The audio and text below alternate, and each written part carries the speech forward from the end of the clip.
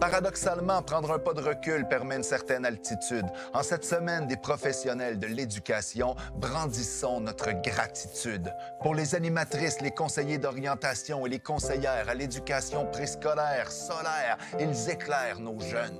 Comme les ergothérapeutes, orthophonistes ou nutritionnistes, les psychologues, les travailleurs sociaux. Hey, c'est ma gang, ça! Les orthopédagogues, les psychoéducatrices, pour nos enfants spéciaux, il en faut des spécialistes.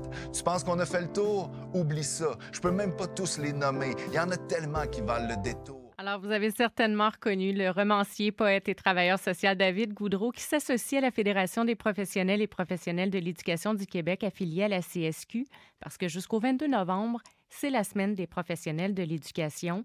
Et pour l'occasion, David Goudreau a écrit un poème intitulé « De la lumière dans votre univers scolaire » que vous retrouvez intégralement sur Facebook et YouTube. David Goudreau est au bout du fil. Bonjour, David. Bonjour Mylène. Pourquoi vous associez à cette cause-là? Ça allait de soi, en fait, quand c'est le réseau de l'éducation, dès que ça touche les jeunes, puis le milieu non seulement de l'enseignement, mais scolaire, même de façon plus large, je réponds présent parce que non seulement ça me touche à cœur, j'ai travaillé en milieu scolaire aussi, puis mes enfants y sont en ce moment, donc c'est peut-être même une forme d'investissement pour moi. J'ai plusieurs amis aussi qui travaillent comme TS, comme CO, qui travaillent dans diverses écoles un peu partout au Québec. Donc, je suis conscient à quel point le réseau va mal en ce moment, qu'il y a de plus en plus d'élèves en difficulté, les bâtiments, ça craque de partout. Il manque de professionnels dans les écoles aussi. Donc, si je peux mettre l'épaule à la roue, ça me fait plaisir. Vous les avez nommés, ces professionnels, entre autres psychoéducateurs, animateurs à la vie spirituelle, conseillers d'orientation et j'en passe. Est-ce que, selon vous, on sous-estime leur importance dans le système d'éducation? Non seulement on sous-estime leur importance, mais on sous-estime leur nombre au sein. Il y a 37 quarts d'emploi. Ça va jusqu'aux bibliothécaires, même aux architectes qui rentrent là-dedans. Donc, les professionnels de l'éducation, c'est vraiment large. Tu sais, la fédération elle représente 13 000. Puis, quand on se met à discuter avec les gens autour de soi, on réalise à quel point ils ont été importants dans le parcours de plein de monde. Tu sais. Moi, ça a été mon cas. J'ai eu des services d'une orthophoniste quand j'étais en première, deuxième année. Ça m'a beaucoup aidé. En cours de route, j'ai eu des difficultés. J'ai eu de l'aide de psychologues, de travailleurs sociaux, conseillers d'orientation, évidemment. Il y a plein de gens comme ça qui, finalement, sont un peu dans l'ombre, parfois, des enseignants qui, eux aussi, ont besoin de soutien. D'ailleurs, ça va pas super pour personne dans ce réseau-là. Mais les professionnels de l'éducation, j'ai l'impression, parfois, on les oublie. Donc, les mettre en lumière, les célébrer cette semaine, inviter la population à leur dire qu'ils sont importants, qu'ils font une différence, je pense que c'est une façon aussi de leur donner de l'élan. Ils sont pas là pour l'argent, là, parce que c'est des conditions de travail qui sont vraiment difficiles. On leur enlève des moyens, on augmente le nombre d'élèves, on entretient mal même leur milieu de travail. Alors, ce petit plus qu'on peut ajouter, nous, comme citoyens, comme parents, comme collègues, aller leur dire « Hey, c'est significatif ce que tu fais, tu as aidé tel jeune de telle façon, moi tu m'as aidé de telle façon ». Il y a déjà plein de gens qui ont commencé à le faire sous la vidéo, à écrire comment ça a été important dans leur vie. Moi, j'ai l'impression que ça peut faire une différence. Ça peut devenir...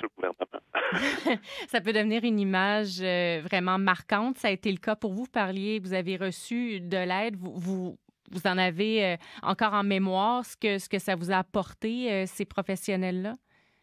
Bien, absolument. Puis j'en étais pas conscient. Je pense comme la plupart d'entre nous, j'étais pas conscient de l'importance qu'ils ont. Tu sais, c'est plus que des employés de soutien, c'est des professionnels qui ont une expertise, souvent qui ont une expertise aussi dans les milieux, qui connaissent l'école, qui connaissent les jeunes. Le gouvernement fait de plus en plus appel au privé pour les services spécialisés puis les services professionnels. Puis on le sait que non seulement ça coûte plus cher, mais c'est moins efficace. Alors, il faut réinvestir dans le système public, il faut célébrer ces professionnels-là, puis le dire quand ça fonctionne, quand ça fait une différence. Moi, j'étais concentré sur passer mon année, survivre au milieu scolaire, mais avec le recul, je suis capable de dire, hey, une chance que telle intervenante m'accompagnait à ce moment-là, une chance que tel conseiller d'orientation a questionné mon premier choix, il m'a permis d'aller fouiller un peu plus loin, une chance que des personnes comme ça, même les bibliothécaires, ça fait une méchante différence. Moi, je me suis promené dans des centaines d'écoles, je me promène beaucoup dans les écoles et les centres de détention, et parfois c'est la même architecture, d'autres fois c'est juste les barbelés qui font la différence. Mais dans tous les cas, à l'intérieur des murs, on voit des bibliothèques tellement différentes.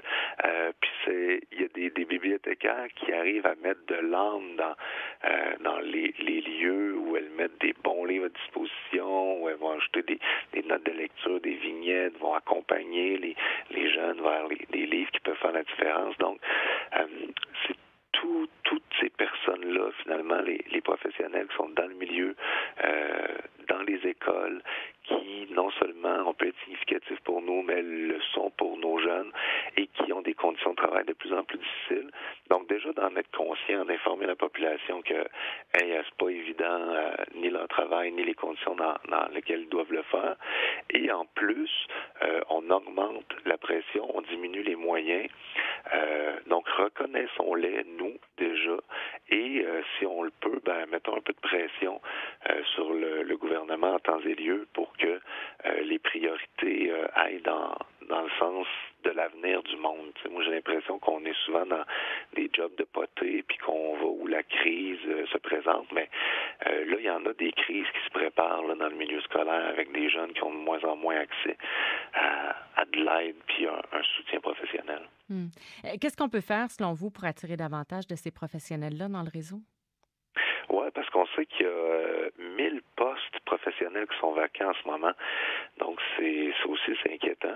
Puis, justement, de célébrer, de dire à quel point ils peuvent faire des bons coups, même d'encourager les jeunes de notre entourage, peut-être, à envisager de faire profession dans le milieu scolaire, dans ces postes-là où il y a de la demande, où il y a de l'avenir, et puis surtout où il y a du sens.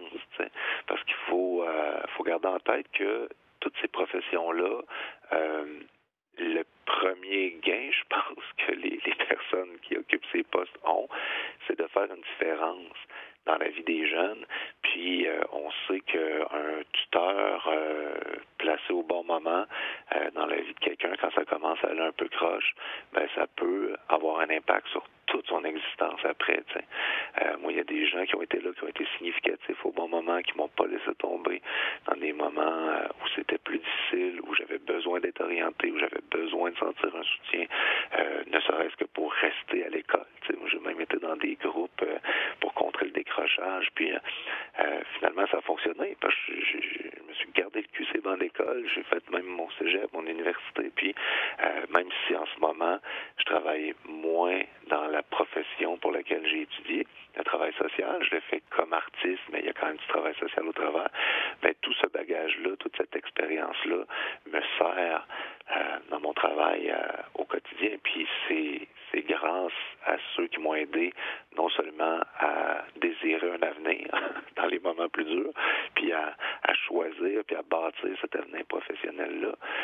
Alors oui, c'est tellement chargé de sens quand on fait ce choix-là d'aller aider les jeunes à s'épanouir, à grandir, à faire des choix qui vont avoir un impact sur toute leur vie après. Alors, célébrons-les, encourageons les jeunes autour de nous à envisager d'aller combler ces postes-là. Puis maintenant, une pression maximum sur le gouvernement qui fait des investissements de cabochon absolument clientélistes, alors que l'éducation est supposée d'être une priorité.